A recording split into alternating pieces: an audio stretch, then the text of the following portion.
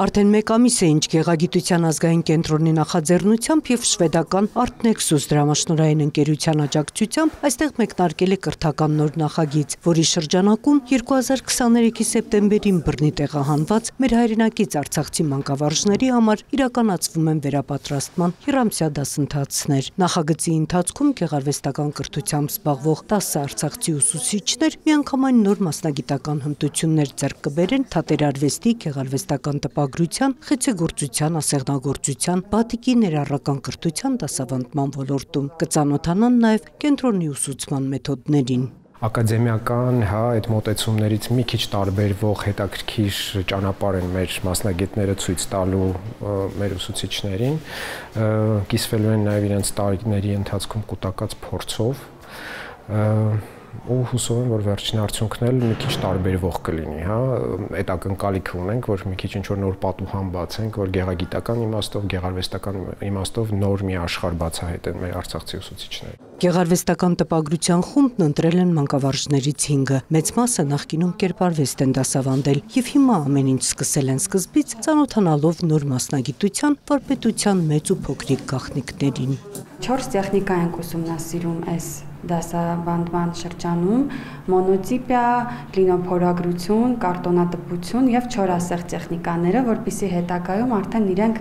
դասավանդեն երեխաներին եւ ցուցահանդես ունենան։ Դժվարությունների այդքան չենք բախվել, հիմնականում այդ հետաքրքրությունը նորը սովորելու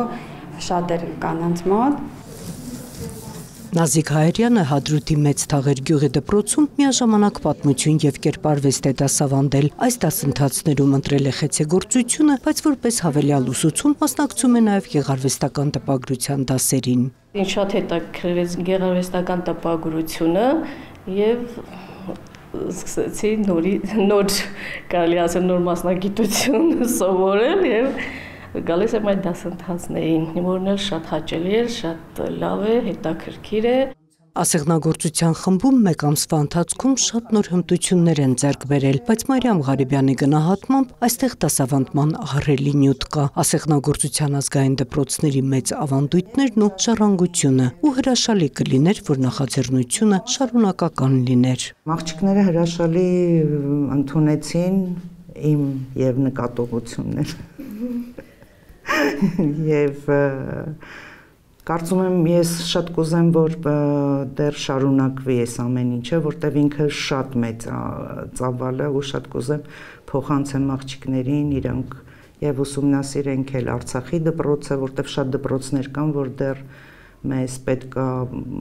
ուսումնասիրվել եւ վերականգնվեն։ Դասընթացների ավարտից հետո մանկավարժներն արդեն կաշխատեն արցախցի երեխաների հետ, որոնց համար Գեղագիտության կենտրոնն այս օրերին ընդունելություն է հայտարարել։ Նրանք այստեղ կսովորեն անվճար հիմունքներով։ Նոնե Ալեքսանյան, Դավիթ Մաչկալյան, լուրեր։